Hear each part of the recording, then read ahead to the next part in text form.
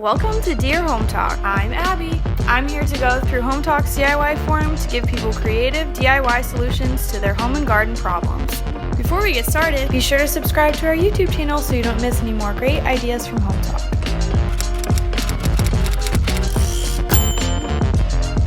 I'm scrolling through Hometalk's DIY forum to find a question to answer.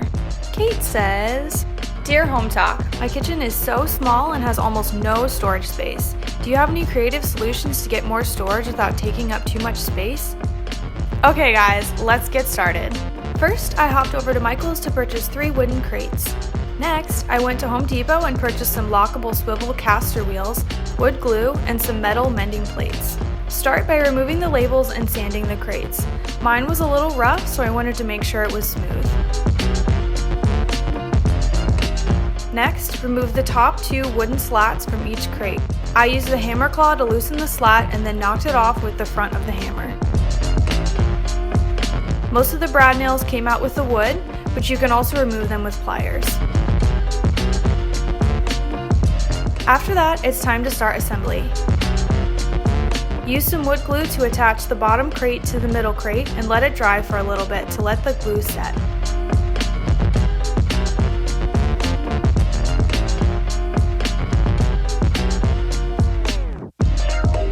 After that, attach the middle crate to the top.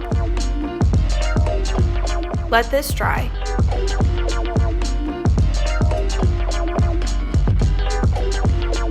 Next, flip it around and add some metal mending plates to add some extra security to the back. You could probably skip this step, but I wanted to make sure mine was extra sturdy. Next, flip the cart over. Grab 2 of the slats you knocked off to add more support to the bottom. Again, you can remove the brad nails with pliers. Next, wood glue them into place.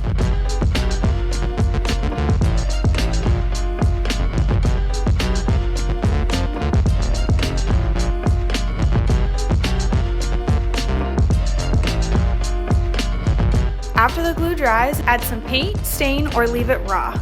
You can also do this step before you assemble. I knew I was going to distress mine with sandpaper, so I didn't use primer with the paint.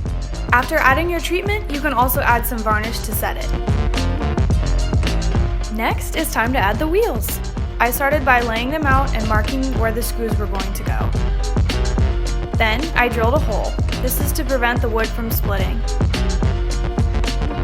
Finally, twist the screws into place with a screwdriver. Please note that the wood has the potential to split. This is another reason I added the wood slats to the bottom for extra support.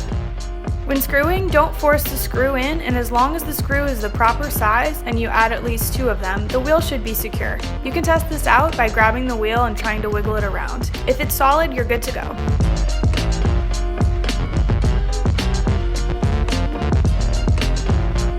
And just like that, you're done. Coffee maker taking up too much counter space? Make a coffee station. You can sit your coffee maker in the top and add K-cups, mugs, and tea bags onto the other shelves. Don't have a pantry? Use this to hold pantry items. Make sure if you add snacks or other types of food that it's enclosed in a container so you don't attract bugs or mice. Store flour, sugar, plastic bags, snacks, spices. The possibilities are endless. Need something fun for entertaining? Add some glasses and some wine to make it a bar cart. Don't have enough cabinet space? You can use this cart to hold plates, water bottles, glasses, and bowls. Super cute and easy access. Does your pet take up too much of your cabinet space? Make a little pet cart. You can hold their toys, food, treats, kitty litter for cats, or leashes for dogs. I hope this inspired you to create more storage in your home.